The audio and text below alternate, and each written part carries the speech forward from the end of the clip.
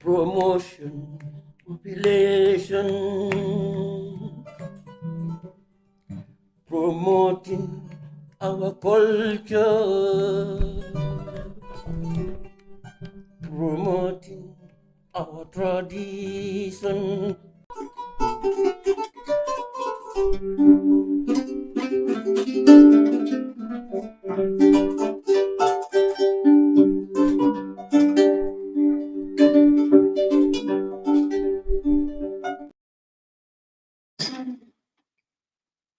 Good afternoon, the press. Good afternoon, ladies and gentlemen. I think you already know the theme of this press conference. It is extremely important because for us, we have committed a mistake in our history and we have been trying to correct it, but it is still not corrected.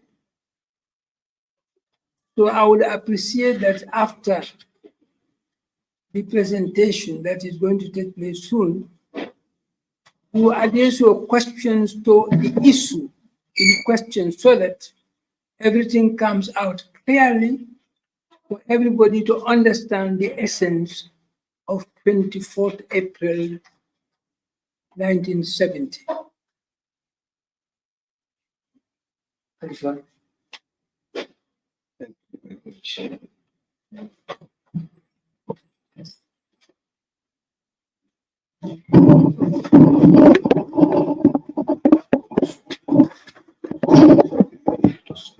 much.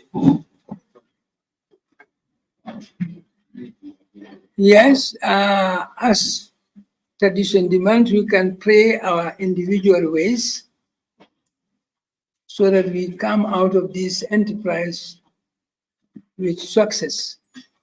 Silent prayer.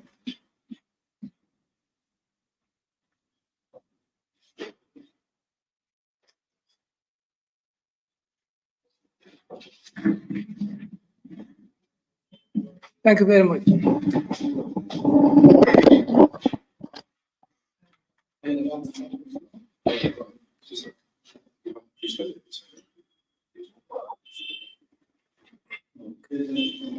Sidia. 24th April is not an ordinary day. It is a day when the shackles that tied us to the colonial yoke was broken. The Gambia and the Gambian people attained their right to sovereignty. On that day, no single Gambian leader, no single Gambian citizen owed any allegiance, obedience, or adherence to any foreign power or state.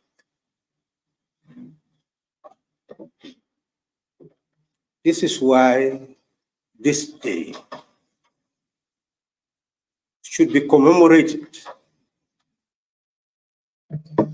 because it is the day that each of us became free. Each Gambian became an owner of power. And that is what is freedom. To have equal power and right with everybody else in our homeland. But do we really feel it? Do we feel powerful? Do we feel free? That's what 24th April 1970 means. As we commemorate this day without any state celebration or fanfare, each individual Gambian or severally, ought to ask this fundamental question. Where are we? And how are we to carve a path to a better Gambia? That is why we are having this conversation with you today. By now, each of us should know our place in this nation and the place of our country in Africa, in the world. That is why when this party came into being, in every document that it had, it affirmed, know yourself, know your country, know the world. Then you will become the architects of your own destiny.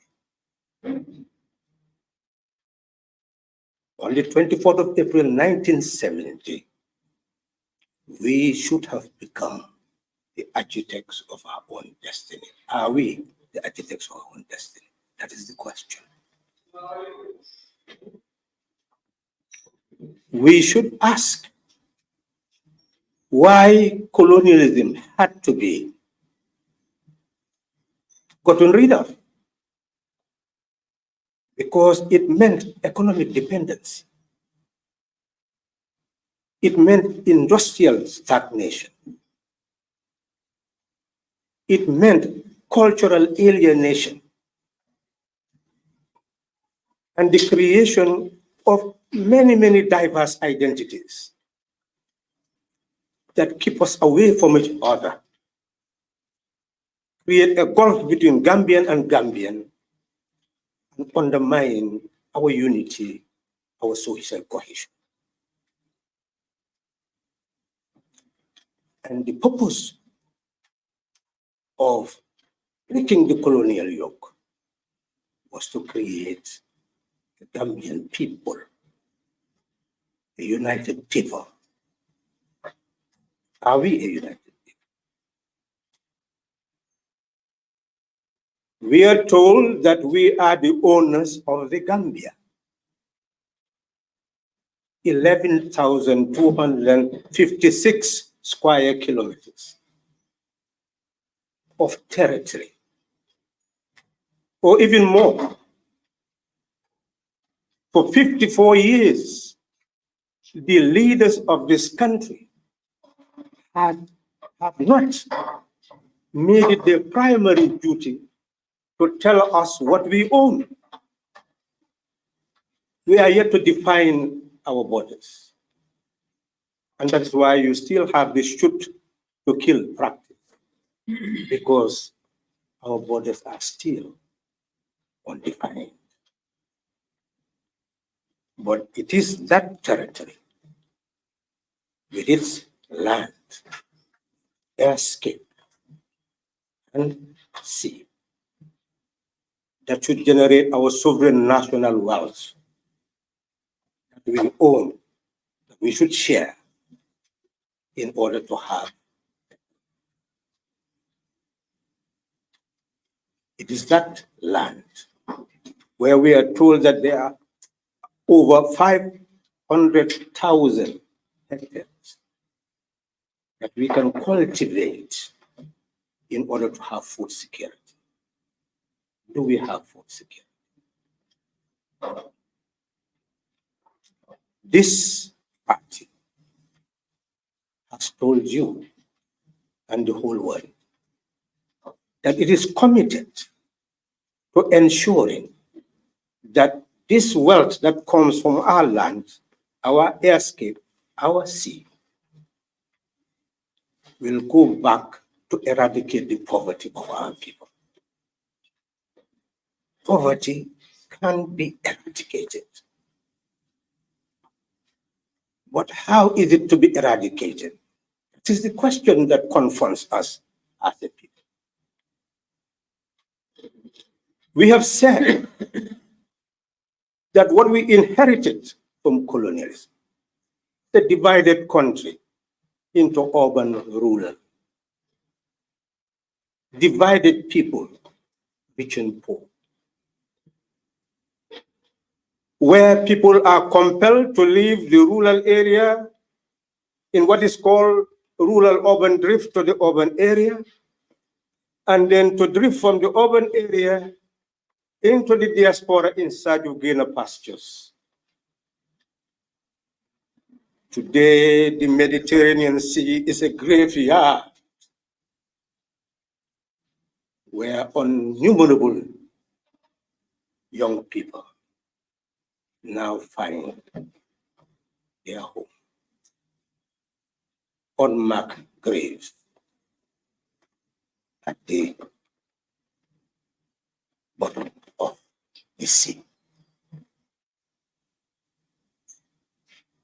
Is this our destiny? That is the question we are here to ask.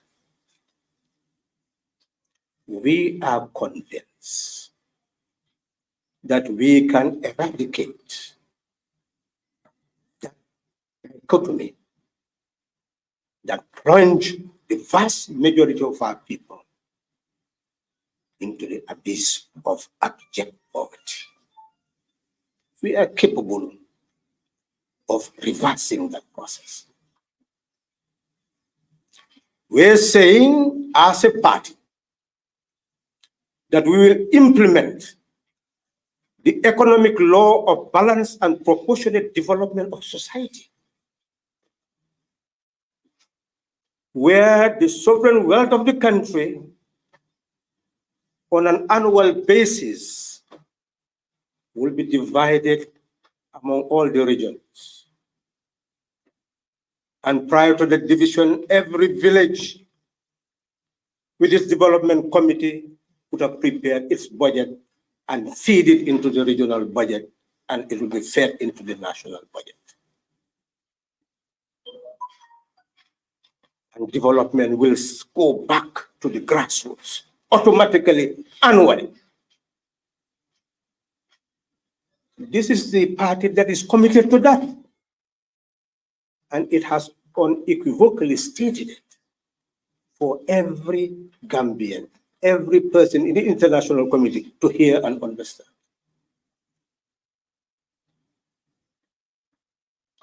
We are the only party with that program. We have emphasized that the land belongs to us. Therefore, we must ensure that the Lands Act that we will enact will enable every Gambian to have as much land as can be put into productive use. That is a right. And to ensure that that happens, we have said that this national wealth, sovereign national wealth, will be put into our central bank, and we will have a cooperative bank designed to eradicate poverty. The world has discovered only two ways of eradicating poverty: consumption-based welfare or production-based welfare. Consumption-based welfare is what you have in many parts of the world that they call social democratic countries, where they tax their companies and provide social services to the people. We are saying, if you take 115 billion and you want to divide it among 207 million, everybody will continue to live in poverty. That cannot be done. We cannot eradicate poverty through consumption-based welfare, that is sharing the little wealth that has been produced. That is why you have a tax-based economy that continues to tax to provide services. We are saying that the state must be productive. But you are being told that the state should not be productive. It should only administer and manage. Then you will continue to be a tax-based economy, and you will never be able to eradicate poverty. We have a solution, but it's a national solution. That is why we are talking to you. This is the conversation, this is the debate. Anybody who comes before you and talk about our backwardness, we must understand that if we are not mature in thinking, if we do not develop awareness, we will continue to be among the least developed countries in the world, uncounted and voiceless.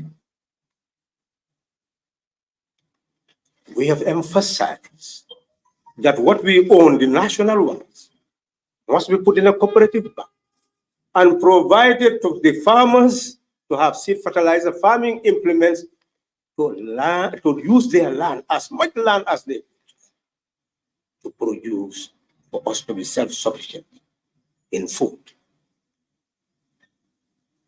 It must be put in the hands of small, medium-sized enterprises that aim to process our agricultural produce, to have agro-industrial processing of a minor scale with appropriate technology. And you put many of our young people into work. Some would want to be in services, distribution, trade, and other services. And they can still benefit from the cooperative bank wealth that we all own to be productive. It's a different form of welfare. It's not handouts. It's enabling people to be productive. That is how we can claim our ownership of our country. That is what the Republic is demanding. We have emphasized from that sovereign national wealth that we increase. We will create universal education, free health, housing, water, electricity, infrastructural development. And we can save our young people from alienation. How? This party has emphasized that the young people are the young people of this nation. It is the country that must protect them. It is the country that must ensure their development.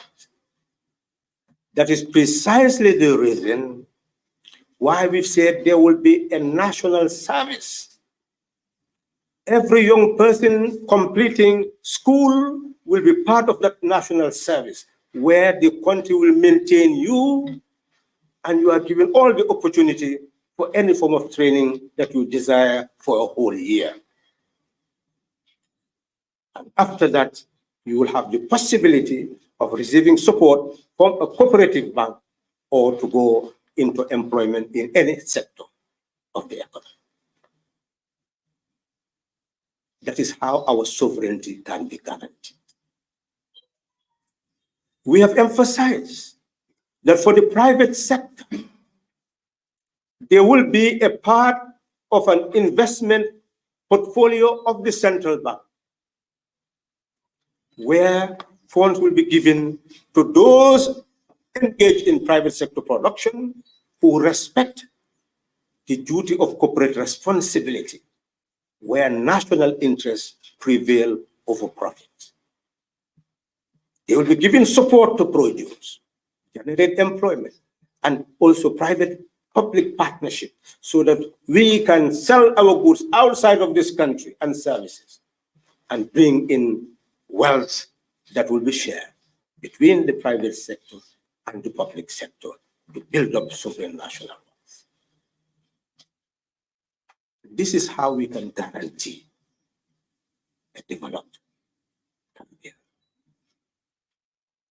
As we commemorate this day, each of us has a responsibility to ask the fundamental question. Are we committed to those ideals that can enable us to free our population from poverty and unite our country? We have emphasized, and we are heard by everybody, that this party is going to adhere to the law of the withering of the coercive instrument of the state. That is the only way to consolidate democracy and human rights. As long as the coercive instrument of the state exists, democracy and human rights are inconceivable. It is this uncharted territory that we have identified that is going to consolidate democracy. That machinery that is now an instrument of protection, instrument of coercion, will be transformed into an instrument of protection. The police, the army, the security apparatus. They will be transformed into a working force, a protection force of our liberty and profit. Taking all these promises made by Pdois into consideration, that is why we are saying that this is a party tempered to protect the sovereignty of our motherland. And as we move into a new period, a period where we are talking about system change, is a new period. There is need for a transition in mindset and openness in debate among us to look at the type of leadership we need to be able to move forward. And in coming to the conclusion, it is important for all of you to bear in mind that there is a leadership with a mission and vision whose objective is to create a freer, fairer, and better Gambia. But you will also find political leadership imbued with the desire for position. Such leadership is only after that position, that place, where they will be able to reap maximum benefit for some, not for people. So each of us must ask ourselves the fundamental question: what type of leadership for a new Gambia? Is it a leadership which is self-perpetuating, self-seeking, or a leadership that is ready for self-abnegation in order to use our sovereign national wealth for our general benefit? We are concluding by emphasizing that if we want a new Gambia, and that new place in Africa and the world, we must ensure that we have the right mentality, the right mindset that will enable us to live together as one people and to select our leaders on the basis of informed choice.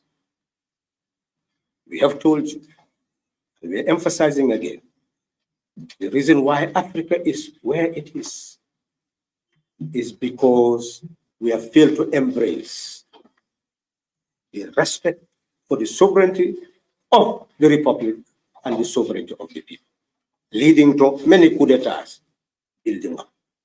We must reverse that process. The reason why you have the war in Ukraine, war in Israel and Hamas, Ukraine and Russia, and the crisis in the Supreme Council of the United Nations is because of still that void in respecting the rights of the sovereignty of republics and the right of the sovereignty of the people. So Pdois is saying in Gambia, in Africa, in the world as a whole, we must all work to defend the right of the sovereignty of republics and the right of the sovereignty of people and the right to utilize their own sovereign wealth for their collective development to ensure a freer, fairer, and more prosperous Gambia and world. Thank you very much.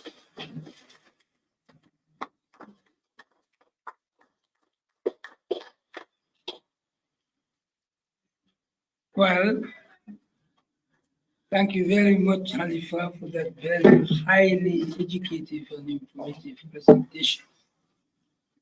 Every sentence you have uttered can become an encyclopedia. In other words, you can develop an encyclopedia for every sentence that you have uttered.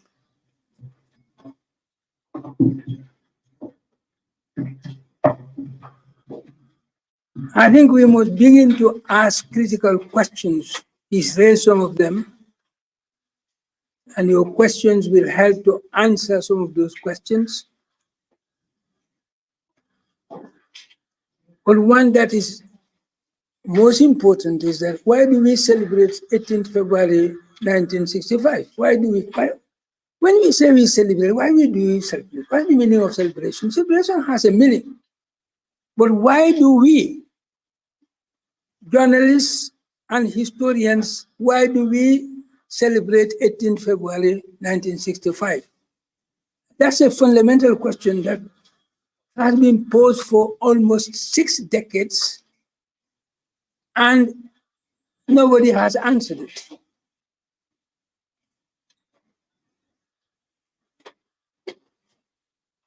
And the other question is, are we really sovereign? And if yes, why? And if not, why not? So I'm going to open the floor for questions, but I would appreciate that if you strictly address your questions to these fundamental themes that he has been dealing with in his presentation. It is very important. It is only after we feel that we have exhaustively dealt with the theme of this press conference that I will ask questions on other matters. I think I'm hard. So the floor is open. When you want to speak, introduce yourself and the media house you are representing. Yes, Telo. Good day, sir. Thank you very much. My name is Mr. Taylor from Online News. Thank you for convening this press conference. So my question, you highlight the concern put in us with regards to no fanfare by using the words that you use. So my question is, what have you done? For example, have you engaged other parties or the government or civil society to make sure that it is not fanfare or that such a day is recognized? If not, you have plans to do so, you engage in Congo, the inter-party committee who is very close to your heart, if I can say, and the other stakeholders for this fanfare to eventually be, we've lost one vision. So much. Well, this is a very important question as well as a proposal of building up a national conversation on such matter. We are convinced that that is really what is necessary at the moment, is to ensure that all of us as Gambians, irrespective of our affiliation, we know what matters. Gambia matters to all of us. And its sovereignty matters to all of us. And the sovereignty of our people matters to all of us. I am sure that as we move forward, not only do I want to say that we have done this for over 5 decades of pushing the state, promoting advocacy for the commemoration of this day as the real day for the liberation of our country, because that's when we attained sovereignty. We've written about it. We have shown the 1965 Constitution, which was a constitutional monarchy where the Queen of England was still the executive of this land, put in the 1965 Constitution. We've done all that is necessary to raise awareness. But we rest assured that it is always the government that takes the move of declaring national days, because funds have to be raised. And as far as the Constitution is concerned, you cannot go and introduce any bill or any matter which implies that funds will be utilized without the executive taking the lead. So I must emphasize to you that in such a matter, it's the executive that must take the lead. And obviously, if we were close to that executive, either being in charge or as we have been part of a coalition that worked, this day would have been commemorated as the day of the genuine liberation of the country. After what I wish to say, we really need to affirm that sovereignty by ensuring awareness from early childhood all the way to adulthood. We, I'm sure you will see our documents, have been recommending that there should be citizenship education at all levels. So in actual fact, if we want genuine democracy to be consolidated, we should ensure that the Constitution, the electoral laws, are found in all libraries of schools. The manifestos of political parties and their constitution are found in all libraries of schools, so that people independently can go and do their research. We will be advocating for it, and we can all work together. Since you've mentioned it, let's all work together and advocate for it, so that people will not say that this is a party doing a particular thing. It is a nation rising up to affirm its truth and its identity.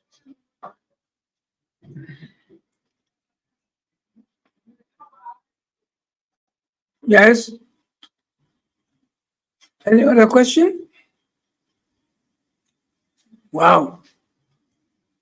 I have a question. Well, in the absence of any other person asking questions, yes, you can. I don't want to. Colleagues have to. But no one has raised his or her hand, so you can. You talked about, the liberation of Gambia, and as a country, this is probably not, you could say, directly linked to the first conference, but within the wider part of the country, which is, is viewed in this 24th April that we're talking about. We've seen what has happened in Senegal, and of course, the president has come. We've seen a number of statements that you've also put out there with regards to the Senegal issue. How would your government, if it does come, how would you have dealt with this whole, what would you have done differently? What I'm trying to do within your Pan-Africanism. Maybe is to understand the question differently. If we were in government like they were, well, we've seen the statements that have come out when the current president, yeah. Well, essentially, we take Africa to be the homeland of the African people, divided by virtue of our historical experience. But we have seen Europe trying to unite with the European Union. So Africa had tried to unite, but we have not gone as far as even the European Union has gone. And we can go even further. So there is no doubt that we should move in that direction by virtue of the fact that the resources of Africa should be put in a way that it will help Africa to develop. How? The World Bank is there, the IMF is there. How did they come into being? After the Second World War, Europe was devastated. America knew that it did not have the wherewithal to give aid to each European country to be reconstructed. So they created the International Bank for Reconstruction and Development, an international bank. But its objective was to enable Europe to reconstruct. And they knew that Europe will have the wealth because most of those European countries own colonies, and the wealth could easily be plowed back into Europe. So they agreed that they will come up with a European recovery program, which will put agricultural development, industrialization, energy, all those sectors to be invested in to facilitate their quick development in order to ensure employment of their population. And they also talked about inter-European trade. And the machinery they created was the International Bank for Reconstruction and Development, where people will deposit money, you go and get loans to invest. And then the IMF, because their trade was imbalanced, in order to balance the trade, they created the IMF so that the IMF would also give you loan to be able to buy. So you have money to invest and money also to buy. Then trade will continue. So if you look at those institutions now, when they deal with Africa, that's not their function. The function they have, when they came into it, and the function they have now, are not the same. So we ought to see Kuwait, see Saudi, see Emirates. All these countries have their funds. And they come and give us, look at the OIC. The funds are coming from where? You know. So what stops Nigeria with all its oil? What does Saudi Arabia have other than oil? We have all the oil in the world. What stops us from creating such fund and create an African Central Bank, an African Investment Bank, an African Monetary Fund for the purpose of development of the country?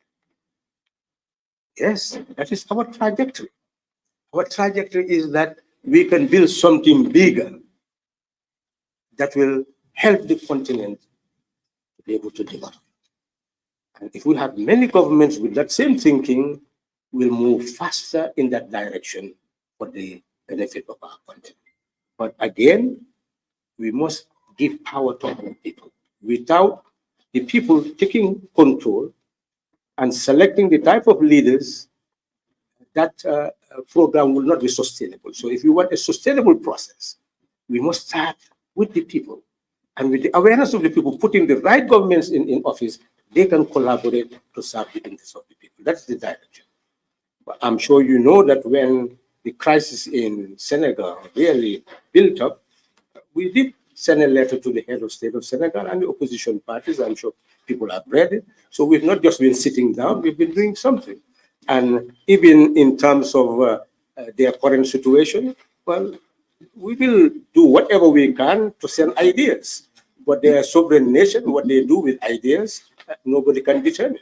And we hope that in the current climate, where there is goodwill, they will be able to capitalize on the goodwill to build a country that will help Africa to be united. If I can just piggyback on my last question, it's, they have been so. But I want to give my comments. Okay. There have been many, in fact, the reason why I raised that question is there have been many people who have compared your party to past. There have been many comparisons with similarities. They use the same words of sovereignty, which is one of their integral messages, and the issue of the resources, sovereign national wealth, and all of that. And you mentioned if many countries or African leaders have that same ideology just now. So my question is kind of a double-barrel question, okay? And I'll try to make this a very clear one. is one. What do you say to those who draw similarities between your party, Pdois, and PASTEF? And do you believe that this current administration in Senegal, that's the PASTEF or whatever you may call it, is one of those, has beliefs in what you're saying, like has that mentality that you are just mentioning? Well, as you have rightly said, it will be very difficult for us to answer questions that are direct because of the sovereignty that they have to be who they are. You know, we should not pollute that in any way that they sat down, thought about an agenda, work on the agenda, and reach where they have reached. So we leave them with that it is their work, their sovereign task. Similarities, we all know that we are all influencing each other because ideas abound, and especially we are all neighbors. What they have taken, what they have given, no one really knows. But we all know that we learned information from so many sources. You hear people talk about Nkrumah, people talk about so ideas are owned by anybody who takes ownership of it. That is the reality. But Gambians should not lose sight of one fact, that the type of change that occurred in Senegal somewhat occurred here in a different form. Because 2016, all of you should remember, which party could have really taken over from Gambia at that time? And which individual in the Gambia in 2016 could stand and say, if everybody supported me, I will take over the Gambia? That was not the case. Remember that even the UDP leader was in prison. And the political parties that existed, not a single one of them could say, this is the individual we should follow to effect the change. So change is about strategies and tactics. So in Gambia, the tactics and the strategy became different, but we achieved the same task of removing, in fact, somebody who was much stronger and much more determined to stay in power than a situation in Senegal where the leader, in fact, was not an incumbent. So you can see then what we did in the Gambia. If we really evaluate it properly, was something that we could draw lessons from, that people are in control and they can effect change whenever they so desire. But then what do they do after they change? And if we were to advise our colleagues in Senegal, we'll tell them our experience. Here before the former president handed over to President Barrow, we recommended the creation of an expert bank. And the proposal that was made was going to make Gambia very unique in transition. Because what was proposed was to create a core of 7 covering all the key areas, health, education, international relations, etc. You have 7 core people with experience and professional capacity to be able to create that expert bank, to look at all the ministries and ask all Gambians to send their curriculum vitae. And when they send their curriculum vitae, you will be able to see which areas of expertise they have. Then you put them together to work in that area, to look at, and we wanted a handing over where the former ministers will hand over their papers to that committee, and the experts will be given whatever those handing over notes are, so that they will be able to study the strategic plans, etc., project, where they stop, everything will be studied, and then they will be making proposals as to what a new minister could do in that particular ministry to be able to facilitate development. So you see, with that, you would have had a smooth transition of administration. Because prior to President Barrow coming, what was told to the person who was Secretary General to tell all the permanent secretaries is that all the documents must be preserved and they must be ready to be able to present their strategic plan, program, etc., to a committee. So you see, when you start with that, then you know what exists and you can plan short, medium, long term as to what should happen next. So there is absolutely no doubt that change requires knowledge. And if you have the knowledge base, it can be a smooth change and it can lead to faster development. I have not seen their program yet or how they intend to carry on their transition, but these ideas will be shared with them. And based on their current realities, one will see what will be relevant to them. But information sharing is necessary at this stage. Well, I think there is a need for us to develop this further to a national including languages. But what's been said here today is fundamental. Really, we are listening carefully to what's been said. It is absolutely important that we take seriously what's been said here. And if we are really committed candidates, each of us should take each of these ideas and still weigh it further for dissemination.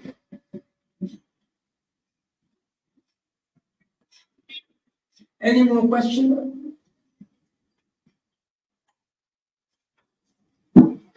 Wonderful.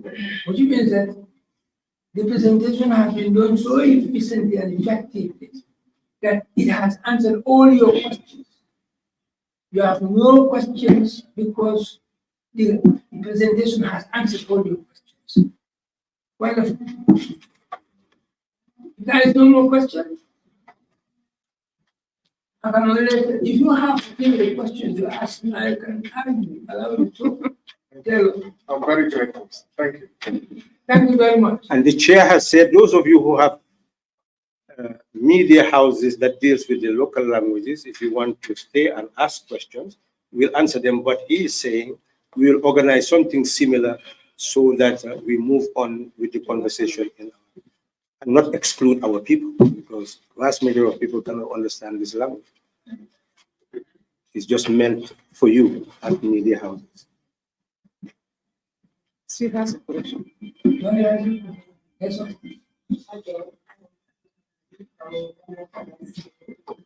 Speaking about if 2026, possibly there will be a price. Well, what you must bear in mind is that having a party is exercising freedom of association. First, you are an individual, and an individual is sovereign. And if you wish, you will not only be a voter, but you can also be a president of a republic by being an independent candidate. So you don't have to be a party, you don't have to belong to a party to campaign to occupy any position of leadership in the country. But if you wish, you can also join a political party. That's freedom of association. And that means the party is what is the instrument that will put you up. But then parties also can form coalitions. But the coalition will be demanded by times and circumstances. So you cannot predict what will actually happen in 2026, but we must begin this type of conversation, and whatever the situation demands, obviously, that's what will be done. People do not just prescribe things. You just look at circumstances. That's why you talk about strategies and tactics. You will see what is favorable and what is not favorable. But I am convinced that after 2016, Gambians will want change that matter. It's not just change for change's sake. So the question should be back to the Gambian people. What type of society do you want? And what type of society would you want your vote to deliver? Because it is your vote that will deliver. So the conversation, as he said, should be back to the Gambian people, and we should continue to discuss that. And we'll come with the answers. The demand for whatever will come from the people themselves, not from individuals. Leaders. I don't know whether I've answered your question. Okay. In the absence of any further questions, thank you very much for having on the presentation. And we look forward to many more of this. This time is going to be a national public in languages that people understand, not English. Thank you.